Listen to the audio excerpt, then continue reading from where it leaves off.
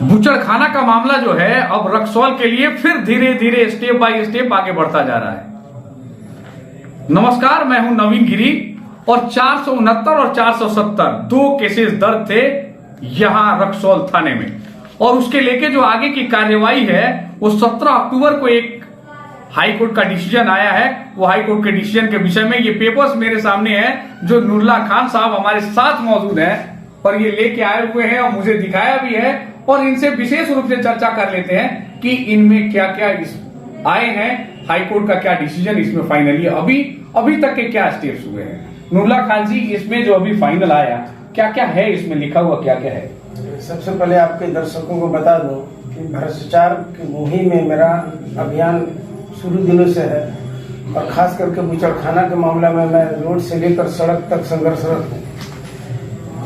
ये मामला जो है अभी ताजा अपडेट जो है, इसमें जो हमारी निवर्तमान सभापति महोदया चंदा देवी थी, वो अपने कार्यकाल के दौरान हाईकोर्ट में एक रिट दायर की। नंबर है 469/2022। इस CWJC के माध्यम से उन्होंने कोर्ट को कहा कि जो बूचड़खाना घोटाला में 2 मुकदमा दर्ज हुआ था, 469 और 470, वो मुकदमा सही नहीं है। उसमें जांचकर्ता द्वारा फैक्ट्स को तोड़ मरोड़ कर रखा गया है, सही फैक्ट्स नहीं रखा गया है, और इसके आलोक में नगर पालिका का विकास कार्य बाधित है। कई सदस्य, वार्ड पार्षद, मेंबर और नगर पालिका के कर्मी इससे बाधित हैं और इससे प्रभावित होकर वो फरार हैं, जिसके कारण नगर पालिका का विकास कार्य अवरुद्ध हो रहा है। और इसमें जो भूमि विक्रेता है उनका भी काउंटर एफिट लग गया है कि वो भूमि को वापस करने के लिए तैयार है। इसलिए इन सब बातों के लाइट में वो हाईकोर्ट से ये गुहार लगाई थी कि इस मामला को क्वाश कर दिया जाए, डिस्पोज कर दिया जाए। अच्छा, तो चूंकि यह हाईकोर्ट का मामला ये लंबित था, अब जाकर यह मामला राजीव रंजन प्रसाद हाईकोर्ट के जज हैं, उन्होंने इसको 17 अक्टूबर को इसको डिस्पोज किया। अब पेंडिंग रख दिया था, फिर उसके बाद ये आदेश पारित किया है। 9 पन्ना का आदेश है, लंबा आदेश है, और उसमें सारे फैक्ट्स का उन्होंने वर्णन करते हुए डीजीपी को ये आदेशित किया है कि 2 सप्ताह के अंदर में जो भी नगर पालिका के प्रभावित पक्ष लोग हैं वो अपना फैक्ट्स मोतिहारी एसपी को दे कि कैसे वे लोग निर्दोष हैं, और उस फैक्ट्स के लाइट में 2 सप्ताह के अंदर में इसका इंक्वायरी कराकर इस पर कोई विधि सम्मत निर्णय लिया जाए।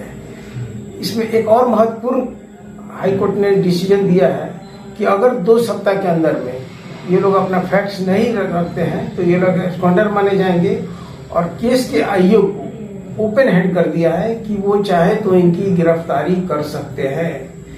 यानी मैं आपको ऑन द कैमरा और ये हाईकोर्ट की जजमेंट के आलोक में ये कहता हूँ कि अब जो चुनाव लड़ रहे हैं जो अभियुक्त हैं उनके लिए खतरे की घंटी है।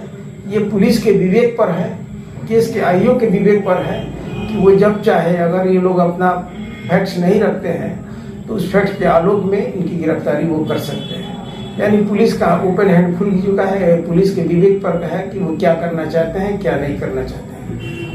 लेकिन इनकी गिरफ्तारी अगर पुलिस चाहे तो अब कर सकती है, क्योंकि आप जानते हैं कि आप आर्थिक अपराध अनुसंधान विभाग में यह मामला इन लोगों द्वारा ले गया था और वहां से नो अरेस्टिंग है, इसलिए ये लोग घूम रहे हैं। लेकिन उससे तो बड़ा हाईकोर्ट हो गया, और हाईकोर्ट कह रहा है कि अगर लॉ फॉर है जस्टिस के खिलाफ है तो उनकी गिरफ्तारी करे, आयोग का आदेश दिया है। तो ये सारे सर्कमस्टांसेस, परिस्थिति जन्य साक्ष्य आपके सामने मैं रखा हूँ। चूंकि मैं भ्रष्टाचार के खिलाफ आंदोलनरत हूँ और रक्सौल नगर पालिका का भ्रष्टाचार मिटाने के लिए मैं कृत संकल्पित हूँ, इसलिए ये सारे फैक्ट्स मैं जनता के सामने, रक्सौल की जनता के सामने रख रहा हूँ कि आप इसके आलोक में निर्णय लें कि कौन शुरू दिनों से वास्तव में अपना धन, अपना समय और अपनी जान का खतरा को कुर्बानी लगाकर आपके लिए, रक्सौल के लिए लड़ रहा है, ये देखें। और आगामी चुनाव में मुझे, मेरी पत्नी को वोट दें ताकि मैं रक्सौल नगर पालिका को क्योर कर सकूं, भ्रष्टाचार मुक्त कर सकूं।